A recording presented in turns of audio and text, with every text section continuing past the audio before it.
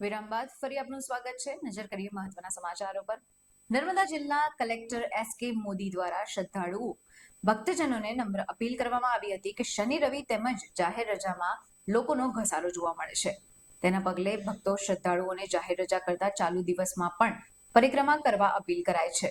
ચાલુ દિવસો દરમિયાન આવો તો આપની સેવા અને સુવિધા સારી રીતે કરી શકીએ।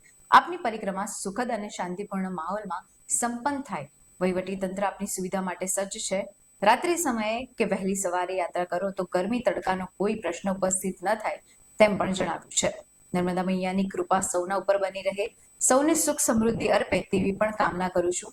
આમ સુખરૂપ રીતે સારી રીતે યાત્રા કરી સૌ ભક્તો શ્રદ્ધાળુઓ જાય તે અમારો ઉદ્દેશ્ય છે અને લક્ષ્ય છે।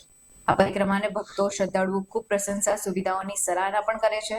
વહીવટી તંત્રના કર્મયોગીઓ પણ આપની સેવામાં સતત ખડે પગે તૈયાર છે।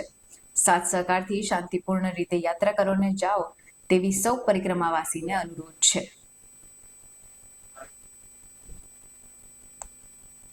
નર્મદા મૈયાની પરિક્રમા ચૈત્ર માસમાં ચાલુ થઈ ગઈ છે અને ખૂબ ભક્તજનો પરિક્રમાવાસીઓ આવી રહ્યા છે। સૌને હું હાર્દિક અભિનંદન આપું છું। સાથે સાથે આ પરિક્રમા હવે જે તબક્કામાં જઈ રહી છે એ પ્રમાણે ચૈત્ર મહિનાના 15 દિવસ પૂરા થયા છે અને હવે 15 દિવસ રહ્યા છે।